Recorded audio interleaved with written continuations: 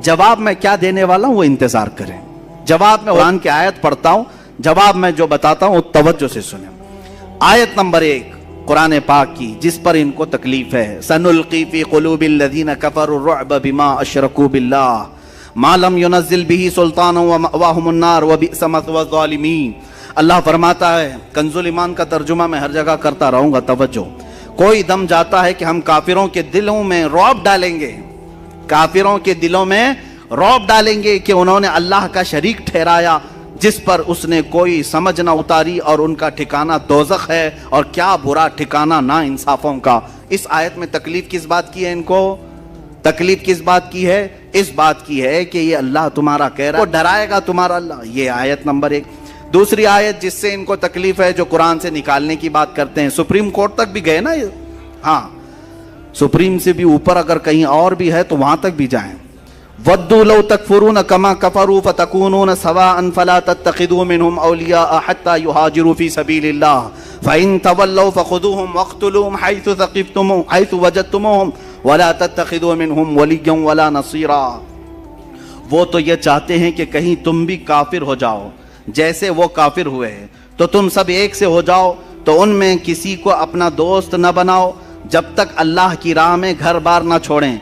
फिर अगर वो मुंह फेरें तो उन्हें पकड़ो और जहां पाओ कत्ल करो, और उनमें किसी को ना दोस्त ठहराओ। तकलीफ उनको देती आयत। इसका पस मंजर क्या है, बैकग्राउंड क्या है, इससे उन्हें कुछ लेना देना नहीं है। कुरान की आयत आई है, ये आयतें भी आपको मैं इंशाअल्लाह उल अज़ीज़ पहुंचवा दूंगा। ये सूरह निसा की आयत नंबर 89 है, तर्जुमा भी बताए। इनका जवाब मैं अभी अर्ज करता हूं, आयत सुने। इन्नल्लज़ीना कफरू बिआयातिना सौफ़ नुस्लिहिम नारा कुल्लमा नज़िजत जुलूदुहुम बद्दलनाहुम जुलूदन गैरहा लियज़ूक़ुल अज़ाब इन्नल्लाह कान अज़ीज़न हकीमा।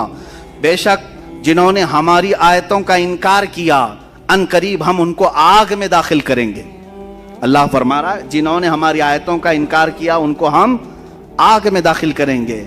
जब कभी उनकी खालें पक जाएंगी, हम उनके सिवा और खालें उन्हें बदल देंगे कि अजाब का मजा लें। बेशक अल्लाह गालिब हिकमत वाला है।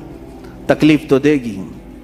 जिसमें अल्लाह ने फरमाया, जिन्होंने हमारी आयतों का इनकार किया, अल्लाह फरमा रहा है हम उन्हें जहन्नम में दाखिल करेंगे और उनकी खालों को पकाएंगे। जब उनकी खालें पक जाएंगी तो हम दूसरी नई खालें डालेंगे ताकि वो अजाब चखें। आप सबको ऐसा लगेगा, और नए मजमे में अगर हिंदुओं के दरमियान भी बयान करें तो वो भी बेचारे उतावले हो जाएंगे, बिखर जाए। ये क्या है, हमारे बारे में आयतें हैं। अब मैं सारी आयतें पढ़ूं तो वक्त चला जाएगा। हर आयत के साथ मैं जवाब भी पेश कर देता हूं। हमारे टाइम पर जितनी भी हो जाएंगी यहाँ बयान करूंगा। बाकी किताब इंशाअल्लाह उल अज़ीज़ जल्द ही सब तक पहुंचाई जाएगी।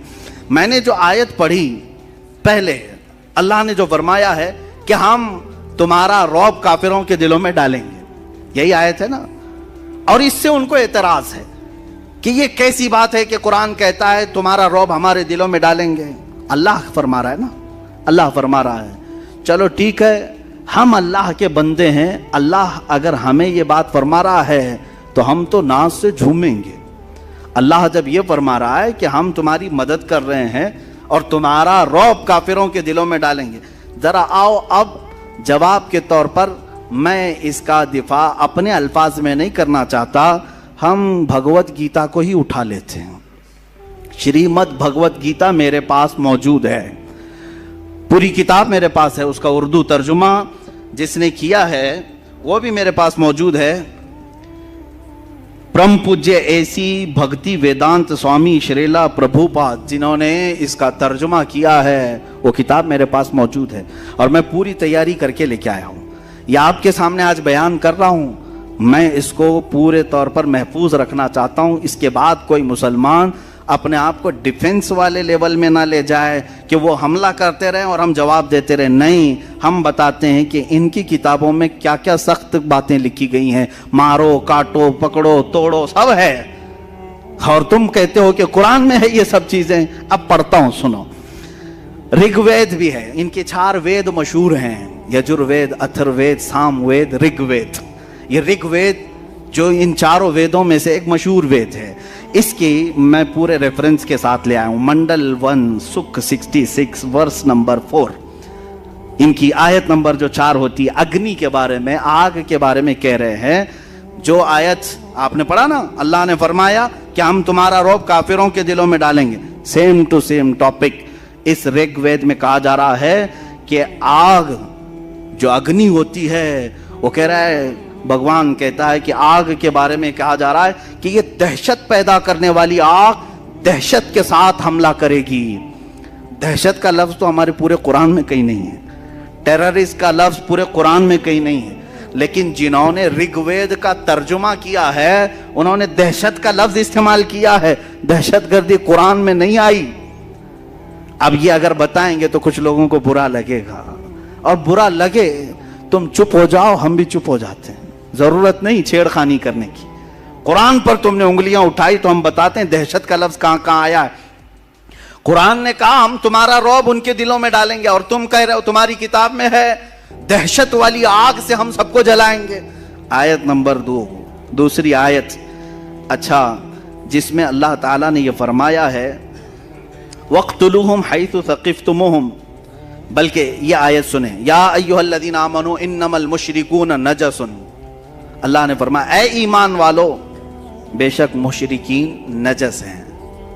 کیا ہے؟ ناپاک ہیں, نجس ہیں. تو یہ کہتے ہیں دیکھو ہم سب کو تو ناپاک کہہ دیا ہے, نجس کہہ دیا ہے.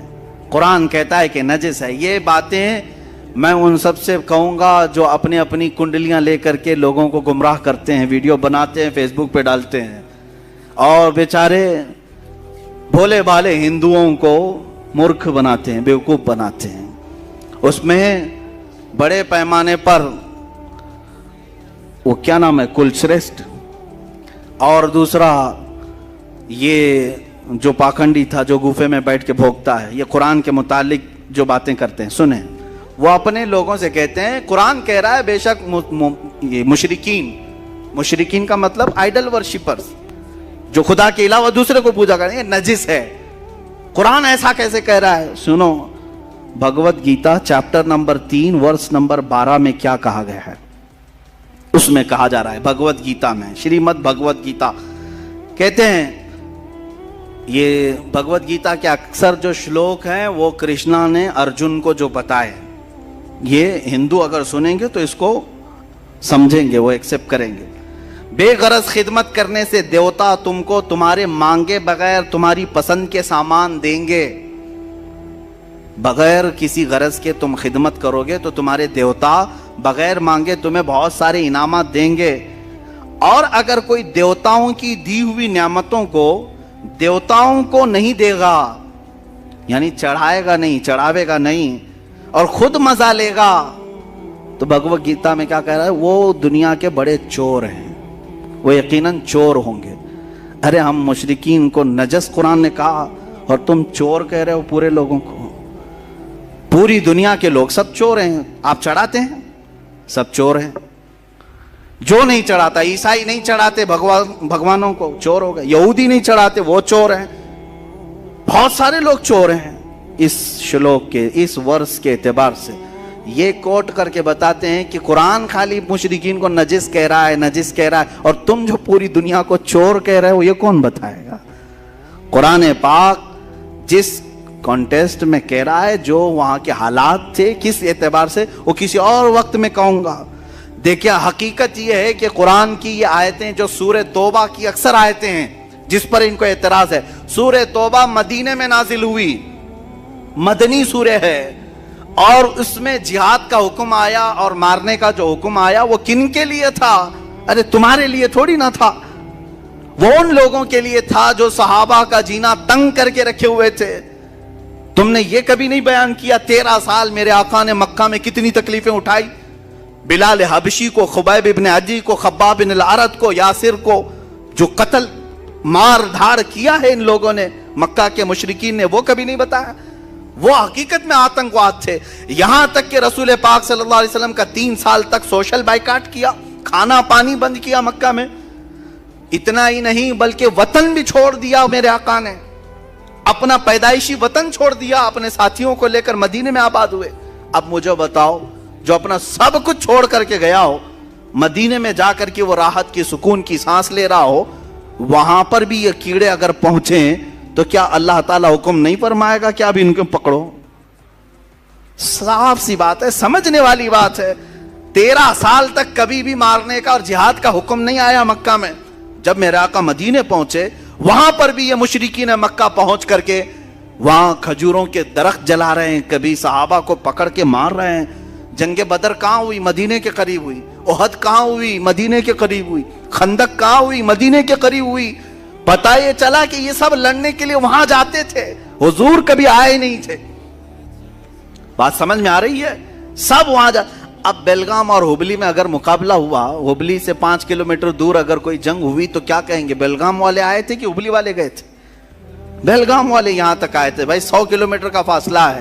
اسی طرح مکہ کے آس پاس جنگیں ہونا یہ اس بات کی علامت ہے کہ دوسرے آتنکواد دہشت گرد جتنے تھے وہ مدینے پہ حملہ کرنے کی کوشش کرتے، تو میرے آقا صلی اللہ علیہ وسلم پر حکم ہوا کہ اب ان کو چھوڑا نہ جائے، پکڑا جائے۔ اب آیتیں سنیں، یہ تو میں نے بتا دیا کہ وجہ کیا تھی یہ آیتوں کی، آیتیں کیوں آئی اور کن کو پکڑنے کے لیے آئی تھی، کن مشرکین کو مارنے کے لیے آئی تھی۔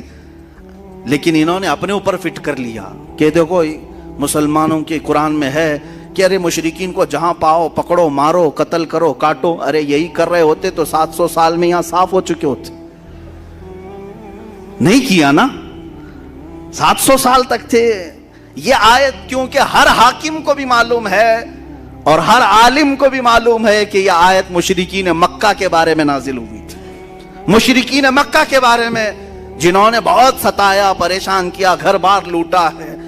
ارے یہاں آیتیں دوسری بھی ہیں قرآن میں، اللہ نے یہ فرمایا جو تمہیں گھروں سے نہیں نکالے، جو تمہارے ساتھ دشمنی نہیں کیے، ان کے ساتھ تم اگر دوست بن کر رہتے ہو تو کوئی حرج نہیں ہے، کوئی حرج نہیں ہے۔ آج ہم یہاں اسی طرح رہ بھی رہے ہیں لیکن کچھ لوگ زبردستی زہر ڈال رہے ہیں، یہ بتانے کے لیے کہ دیکھو اب ان کی کتاب میں ہے، ان کے مدرسوں میں یہی پڑھایا جاتا ہے کہ یہ جہاں پاؤ پکڑو، مارو، قتل کرو۔ اگر مدرسوں میں پڑھنے والے 1 لاکھ سے زیادہ عالم ہیں یہاں ہندوستان میں، کیا یہ ہر جگہ پکڑ کے مار رہے ہیں، قتل کر رہے ہیں لوگوں کو؟ نہیں، الحمدللہ دہشت گرد اور آتنکواد سے ہمیں نفرت ہے۔ ہم جو لڑیں گے تو وہ سینہ بسینہ مقابلہ کریں گے انشاءاللہ العزیز، وقت آئے گا آمنے سامنے مقابلہ کیا جائے گا۔ آیت سنو، آیت کے بعد پھر ان کے کتاب میں بھی جو موجود ہے، اللہ تعالیٰ نے فرمایا یا ایھا الذین آمنوا قاتلوا الذین یلونکم من الکفار ولیجدوا فیکم غلظہ۔ اس آیت کو لے کر کے جو تکلیف ہے، اور جب تم زمین میں نہیں، آیت کا ترجمہ میں بتاؤں گا تو آپ کو سمجھ میں آ جائے گا۔ وَاقْتُلُوهُمْ حَيْثُ ثَقِفْتُمُوهُمْ وَأَخْرِجُوهُمْ مِنْ حَيْثُ أَخْرَجُوكُمْ وَالْفِتْنَةُ أَشَدُّ مِنَ الْقَتْلِ۔ یہ آگے تک آیت ہے، ترجمہ سنو۔ اور کافروں کو جہاں پاؤ مارو اور انہیں نکال دو جہاں سے انہوں نے تمہیں نکالا تھا، اور ان کا فساد تو قتل سے بھی سخت ہے، اور مسجد حرام کے پاس ان سے نہ لڑو جب تک وہ تم سے وہاں نہ لڑیں، اور اگر تم سے لڑیں تو انہیں قتل کرو، کافروں کی یہی سزا ہے۔ یہ آیت درد دیتی ہے، تکلیف دیتی ہے۔ دیکھو جہاں پاؤ مارو، قتل کرو، قرآن یہی کہہ رہا ہے، قرآن یہی کہہ رہا ہے۔ تو اب ہم بتاتے ہیں قرآن یہ کہہ رہا ہے تو پھر گیتا کیا کہہ رہی ہے؟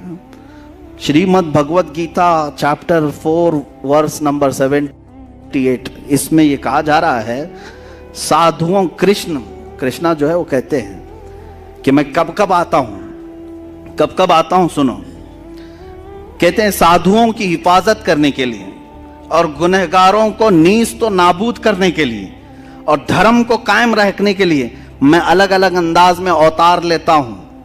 کون کہہ رہا ہے؟ کرشنا کہہ رہے ہیں، میں نیست و نابود کرنے کے لیے آتا ہوں۔ کس کو؟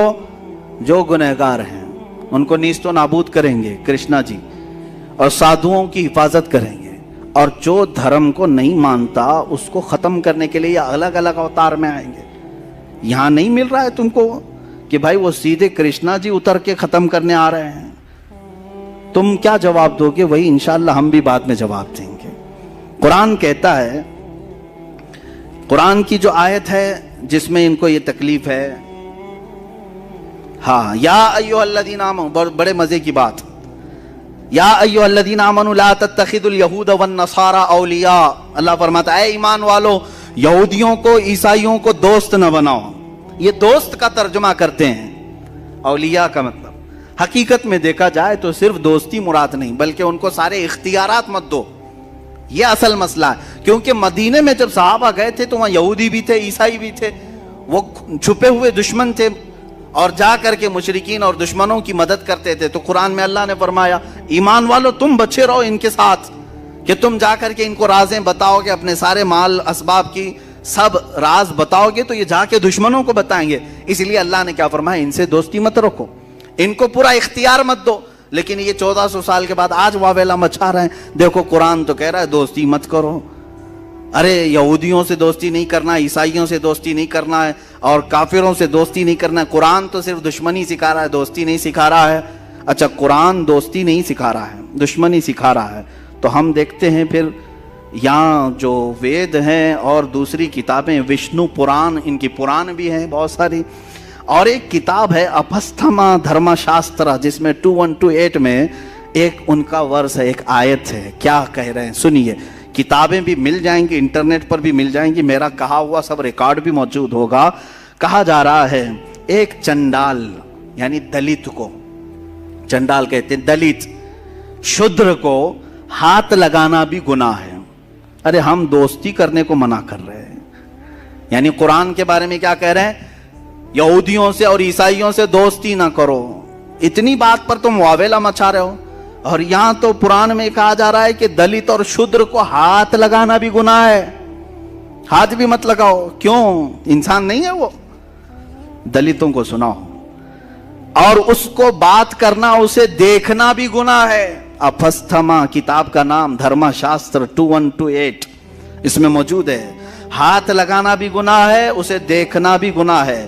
اور ایک ورس ہے ان کے اندر، اسانا سمہیتا، اس میں چیپٹر نمبر 2 ورس نمبر 46، ایک ملیچ اور چنڈال سے بات کرنے کے بعد. اب سنو، ملیچ کس کو کہتے ہیں؟ ملیچ یہ دوسرا باہر سے آئے ہوئے آدمی کو ملیچ کہتے ہیں. یعنی ہم مسلمان بھی ملیچ ہو گئے ان کے نزدیک. یہ کہتے ہیں نا باہر سے آئے ہوئے، تو ہمارے بارے میں بھی یہی بات آئے گی. اب قرآن میں اور بھگوت گیتا میں اور دوسری کتابوں میں کیا کیا سکھایا جا رہا ہے یہ کوئی نہیں بولتا. یہ بھی لے کر کے کبھی سپریم کورٹ جاؤ، یہ بھی لے کر کے جاؤ کہ بھائی یہاں پر بھی تو بہت زیادہ سختی کی بات آئی ہے، چنڈال کو شودر کو ہاتھ لگانا بھی منع کہا جا رہا ہے. یہ تو بھید بھاؤ ختم کیا جا رہا ہے. کوئی گیا نہیں سپریم کورٹ. اب سننے کے بعد ہو سکتا ہے کوئی چلا جائے. ایک ملیچ اور چنڈال سے بات کرنے کے بعد، یا کسی ایسی عورت سے بات کرنے کے بعد جس کو اس کے شوہر نے چھوڑ دیا، کیا ہے دھرم میں دیکھیں کیا حکم ہے. چنڈال سے بات کرو، شودر سے بات کرو، یا کسی عورت سے ہاتھ ملا لیا جس کو اس کے شوہر نے چھوڑ دیا ہے، بات کیا، یا پیشاب پخانے کو ٹچ کیا، تینوں برابر ہے. پیشاب پخانے کو ٹچ کیا تو کہا جا رہا ہے کہ آدمی کو اپنا منہ اچھے سے دھو لینا چاہیے. شودر کو پکڑ کے آیا، ایسی عورت سے بات کر کے آیا جس کا شوہر نہ ہو، یا پیشاب پخانے کو ٹچ کیا تو اسے چاہیے کہ پورا منہ دھو لے، کھلی کرے. ہم نے تو کبھی یہ نہیں کہا. یہاں قرآن نے صرف یہ کہا تھا یہودیوں اور عیسائیوں کو اپنا رازدار مت بناؤ، واویلا مچایا. اور تم تو ٹچ کرنے کو بھی منع کر رہے ہو، پیشاب پخانے کے برابر عورتوں کو بھی بنا دیا. اس کے بارے میں نہیں جاتے کہ یہ سخت آیت ہے، یہ بھی مقدس کتابوں سے اس کو بھی نکالنا چاہیے. پیدا کرو کسی وسیم گنڈے کو. وشنو پران بک نمبر 3 چیپٹر نمبر 18، یہ وشنو پران، اس میں ایک واقعہ لکھا ہوا ہے. دیکھیں واقعہ، بھید بھاؤ کون کرتا ہے سنیں. ساتا دھرو بادشاہ کا ایک نام ہے، ساتا دھرو. ساتا دھرو نام کا ایک بادشاہ تھا، اس نے ایک بڑا گناہ کر لیا تھا. یہ کتاب میں وشنو پران میں یہ موجود ہے. کیا گناہ کر لیا تھا؟ توجہ، بادشاہ نے گناہ یہ کر لیا تھا کہ ایک کافر سے بات کیا تھا. کافر سے بات کر لیا. ان کے نزدیک کون کافر ہے؟ جو ان کے دھرم کو نہیں مانتا. جو دھرم کو نہیں مانتا وہ کافر ہے. انکار کرنے والے کو کافر کہا جاتا ہے. ہمارے ہاں بھی وہی کافر ہے جو اللہ کو نہ مانے. ان کے ہاں بھی کافر، ہم کافر ان کے نزدیک ہے. تو بہرحال ساتا دھرو بادشاہ نے ایک کافر سے بات کیا، اتنا بڑا گناہ کر لیا اس نے. کیا ہوا کتاب میں موجود ہے. حالانکہ وہ روزے سے تھا، وہ اپواس سے تھا، اس وقت اس نے بات کر لیا تو اس کو سزا کیا ملی؟ بادشاہ کو مرا تو دوسرے جنم میں کتا پیدا ہوا. دوسرے جنم میں وہ کتا بن کر کے پیدا ہوا. ارے کافر سے بات کرنے پر کتا بن کے پیدا ہو جاتے ہیں. یہاں تو قرآن نے صرف دوستی کرنے کی بات منع کی ہے. دوستی کرنے سے منع کیا, سپریم کورٹ پہنچ گئے, اور کتا پیدا ہونے کی بات کی تو سیشن کورٹ میں تو جانا چاہیے.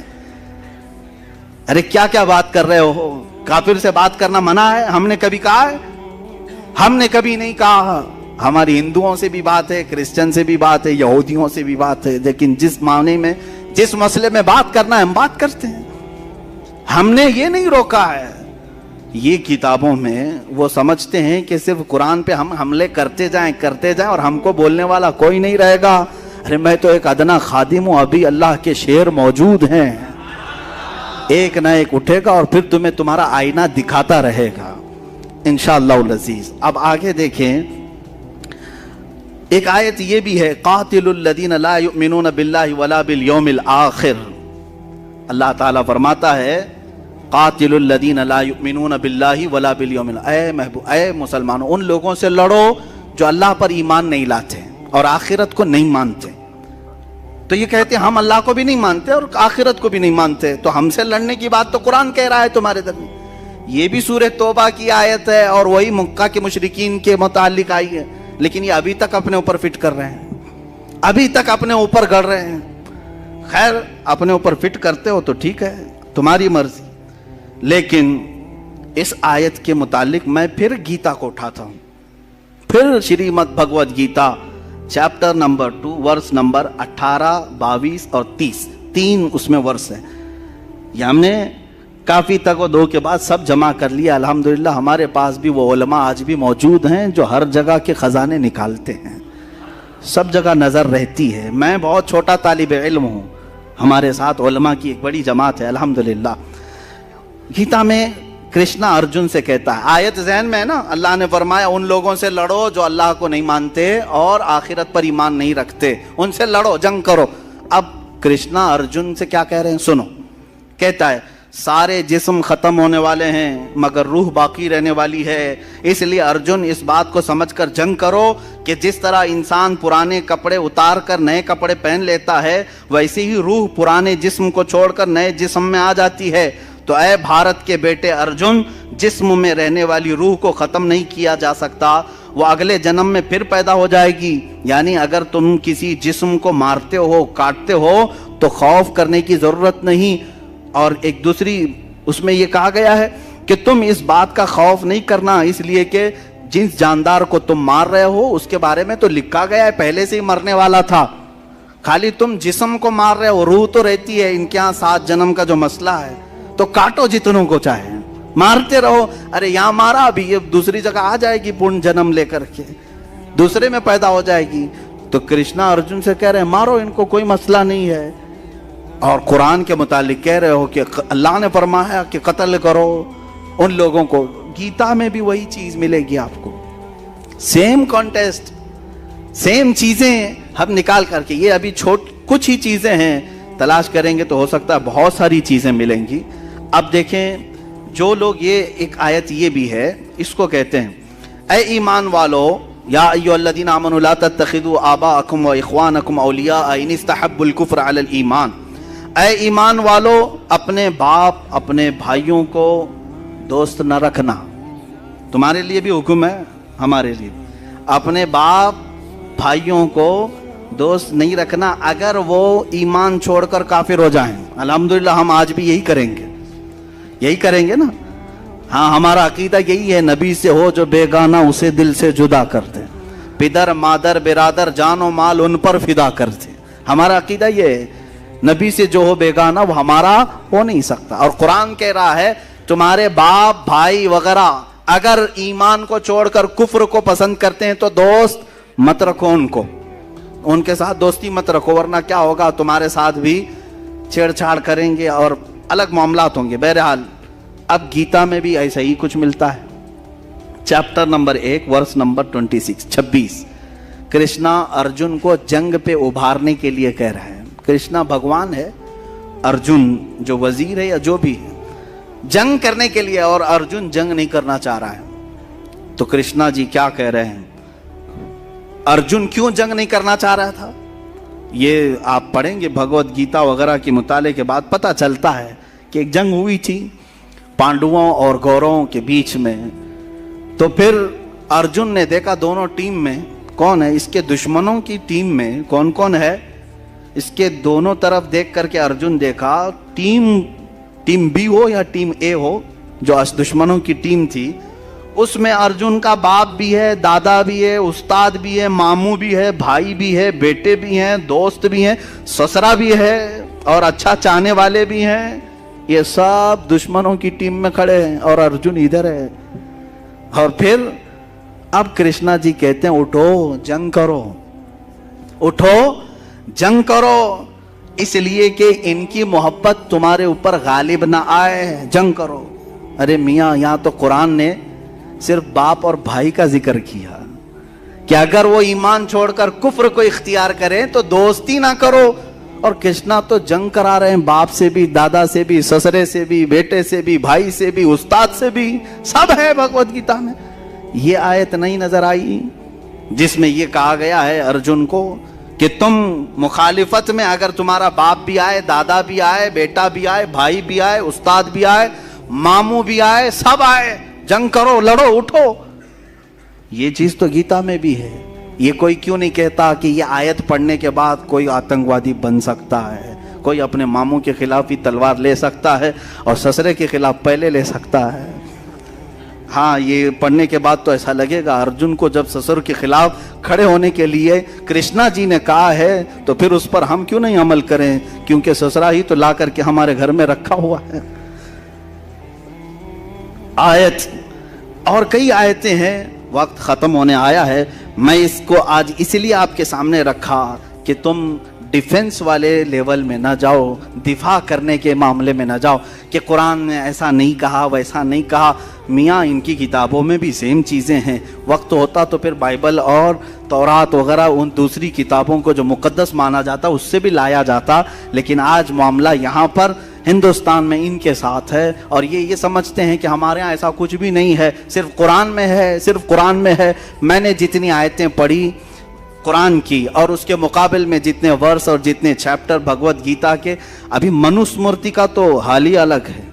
منوسمرتی جو ہے یہ تو بہت خطرناک کتاب ہے, خطرناک کتاب ہے. اس کو 2-3 مرتبہ انہوں نے بدل دیا, پھر بھی ابھی بھی جا کے خطرناک ہے.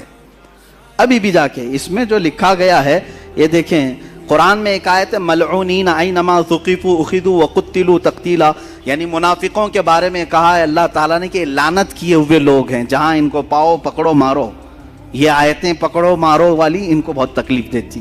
کس کے لیے کہا گیا ہے؟ جنگ ہو رہی ہے, دشمن بھاگ جا رہا ہے یا دسیسہ کاری کر رہا ہے تو اس کو کیا چھوڑ دیں گے آپ؟ ارے انڈیا کے بارڈر کو کراس کر کے کوئی دشمن داخل ہو جائے, کیا انڈیا کی حکومت اعلان نہیں کرے گی جہاں پاؤ پکڑو اس کو؟ نہیں اعلان کرے گی کہ ایک بارڈر کراس کر کے گھس آیا ہے ہمارے اسٹیٹ کے اندر, جہاں ملے ارے پوسٹر بھی لگاتے ہیں ایسی شکل والا کہیں دکھے تو فوراً پکڑو, پکڑنے کا حکم تو آتا ہے. لیکن وہ پوسٹر لے کر کے کیا ہم سب کے گھروں پہ پھرتے رہیں گے؟ ہر ایک کو پکڑنے کا گورنمنٹ نے کہہ دیا ہے, پکڑو مارو. ارے بھائی خاص آدمی کے لیے کہا ہے جو بارڈر سے گھس کر کے آیا. اسی طرح قرآن نے ان خاص لوگوں کے لیے کہا ہے جو اسلام کی جڑیں کاٹنے پر لگے تھے. تو ملعونین کا جو لفظ آیا, کہتے ہیں دیکھو لعنت کرتے ہیں قرآن میں, ہمارے اوپر لعنت کرتے ہیں. یہ تو منافقین کے لیے کی گئی ہوئی آیت ہے, لیکن پھر بھی آپ کو میں بتا دوں گیتا میں چیپٹر نمبر 16 ورس نمبر 9 میں کہتے ہیں جو لوگ گیتا کی بات نہیں مانتے وہ شیطانی لوگ ہیں. آیت ہے قرآن میں ملعونین کا لفظ آیا, لعنت کیے ہوئے ہیں, اور بھگوت گیتا میں کہا کہ جو گیتا کو نہیں مانتے وہ شیطانی لوگ ہیں. یہ لوگ روح کو نہیں مانتے, حقیر لوگ ہیں, بیوقوف ہیں, ان کا کام دنیا کو تباہ کرنا ہے. 4 گالیاں دے دیا آپ نے پوری دنیا کو. شیطانی لوگ ہیں نمبر 1, حقیر لوگ ہیں نمبر 2, بیوقوف ہیں نمبر 3, دنیا کو تباہ کرنے والے ہیں نمبر 4. گیتا کو نہیں ماننے والے عیسائی بھی ہیں, وہ بھی بیوقوف ہیں, یہودی ہیں وہ بھی بیوقوف ہیں, اور جتنے چائنیز ہیں وہ بھی بیوقوف ہیں, بدھسٹ جتنے ہیں وہ بھی بیوقوف ہیں. کیونکہ گیتا میں کہا گیا جو گیتا کو نہیں مانتے وہ شیطانی ہیں, بیوقوف ہیں اور دنیا کو تباہ کرنے والے ہیں. یہ سارے لوگ یہ کیوں نہیں بولتے کہ ہم کو گالیاں دے رہی ہے بھائی کتاب, ہم نے آج تک سپریم کورٹ میں پوچھا بھی نہیں کہ یہ شیطانی لوگ ہم کو کہا جا رہا ہے، بیوقوف کہا جا رہا ہے، اس کو نکالو. ہم نہیں جانتے ہیں، ہم نہیں چاہتے، ہمیں ضرورت نہیں. تم پڑھو، تم اپنے پاس رکھو. قرآن ہم پڑھ رہے ہیں، ہم کہاں تمہیں مارنے جا رہے ہیں، کاٹنے جا رہے ہیں. جو زہر پھیلانے کی کوشش کرے گا تو پھر ترکی بترکی جواب بھی دیا جائے گا. ایک آیت یہ پڑھا. اب منوس مورتی کی جو بات میں کہہ رہا تھا اس میں یہ ہے، ہاں یہ آیت جہاد کے متعلق جو نازل ہوئی. یا ایھا النبی حرض المؤمنین علی القتال، اے نبی مومنوں کو جنگ پر ابھاریے. ان یکم منکم 20 صابرون یغلبوا 200. اللہ فرما رہا ہے اگر یہ مومنین میں 20 لوگ صبر والے ہوں گے اللہ 200 پر غالب کرے گا، 200 پر غالب کرے گا. یہ سب توڑ مروڑ شروع ہو گئے، پیٹ میں تکلیف ہو گئی کہ مسلمانوں کو جنگ پر ابھار رہا ہے اللہ ان کا. اگر یہ 20 لوگ ہوں گے تو ہمارے 200 پر بھاری ہوں گے، 200 پہ بھاری ہوں گے. یہ آیت سب کو بتا رہے ہیں. دیکھو 20 لوگوں کو بھی اکٹھا کر رہے ہیں، 200 پہ تم بھاری ہو جاؤ گے، 200 پہ تم بھاری ہو جاؤ گے. میاں کیا قرآن میں ہی ہے یہ؟ منوس مورتی چیپٹر نمبر 7 ورس نمبر 74 کیا کہتی ہے یہ کتاب؟ کہتی ہے قلعے کے دیوار پر کھڑا ہوا ایک تیر چلانے والا جنگ کے میدان میں 100 دشمنوں کے برابر ہے. تم تو ایک آدمی کو 100 کے برابر بتائیں. قلعے پر تیر لے کے کھڑا ہونے والا 100 دشمنوں کے برابر ہے، اور 100 تیر انداز 10,000 دشمنوں کے برابر ہے. تمہارے پاس اور بھی زیادہ ہے. قرآن نے تو یہاں 20 لوگ صبر والے ہوں تو کہا کہ 200 پر غالب آئیں گے، اور تم کہہ رہے ہو ایک تیر چلانے والا 100 کے برابر ہے، اور ایک 100 ہوں تو 10,000 کے برابر ہے. یہی چیز منوس مورتی میں بھی ہے. اگلی بار جب جائیں گے تو سب کتابیں ساتھ لے کر جائیں گے سپریم کورٹ میں، سب ساتھ میں لے کر کے جائیں. ان کو یہ میں میسج دیتا ہوں. کچھ چیزیں باقی رہ گئی ہیں جو مجھے عرض کرنا ہے. قاتلوہم یعذبہم اللہ بایدیکم وینصرکم. اللہ فرماتا ہے تم ان سے لڑو، اللہ ان کو عذاب دے گا، اللہ انہیں عذاب دے گا کافروں کو اپنے ہاتھ اپنے دستے قدرت سے، اور تمہاری مدد کرے گا اللہ. تو جب یہ بات اللہ تعالیٰ نے فرمایا کہ اللہ تمہاری مدد کرے گا، ان سے لڑو، تو اب تکلیف ہو گئی. تو اب میں کہتا ہوں اتھروید ورس نمبر 65-71 اس میں دعا مانگی جا رہی ہے بھگوان سے. کیا کہہ کر کے؟ جو برہمن کے خلاف ہیں، جو برہمنوں کے دشمن ہیں، جو بخیل ہیں، اور خاص کر جو ہندوؤں کے خداؤں کی توہین کرتے ہیں، اے بھگوان تو 100 گرہوں والی بجلی کی کڑک جس کے کنارے چاقو جیسے تیز ہوں، ان سے ان سب کے سر کے بال تو کاٹ دے، اور مونڈھے سے مونڈھے کو الگ کر دے. ان سے تو حملہ کر، ان کے گوشت کو، ان کے چمڑیوں کو گوشت سے الگ کر، ان کو ٹکڑے ٹکڑے کر، ان کی ہڈیوں سے گودا بھی نکال دے. اتنا سب کہہ دیا.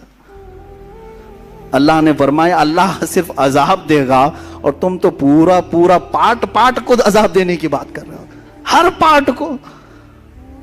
اتھروید میں موجود ہے. کیا کیا میں نے پڑھا آپ تو سن رہے ہوں گے. کہہ رہے ہیں چاقو جیسی تیز بجلی سے تو حملہ کر. جو بھی ہمارے بھگوانوں کو نہیں مانتا، سب نہیں مانتے، سب کے لیے بد دعا ہو رہی ہے. ہاں ان کو حملہ کرے بھگوان، ان کے مونڈے سر کاٹ دے، ان سے سر کے بال کھینچ دے، گوشت سے چمڑی کو نکال دے، ان کو ٹکڑے ٹکڑے کر، اور ان کی ہڈیوں سے گودا بھی نکال دے. میرے عزیزو، نلی میں سے گودا نکالنے تک کی دعا ہو گئی. اب بچا کیا؟ بچا کیا؟ اور قرآن کے اوپر یہ اعتراض ہے، قرآن کے اوپر اعتراض ہے. قرآن کہہ رہا ہے کہ کافروں کو اللہ عذاب دے گا. تم کیا کیا عذاب دینے کی بات کر رہے ہو؟ یہ اتنا ہی نہیں ہے، اور بہت کچھ ہے. اور اللہ تبارک و تعالیٰ نے قرآن پاک کو ایسا رکھا ہے کہ اس کی آیتیں آج تک امن کو پھیلا رہی ہیں، امن کو پھیلا رہی ہیں.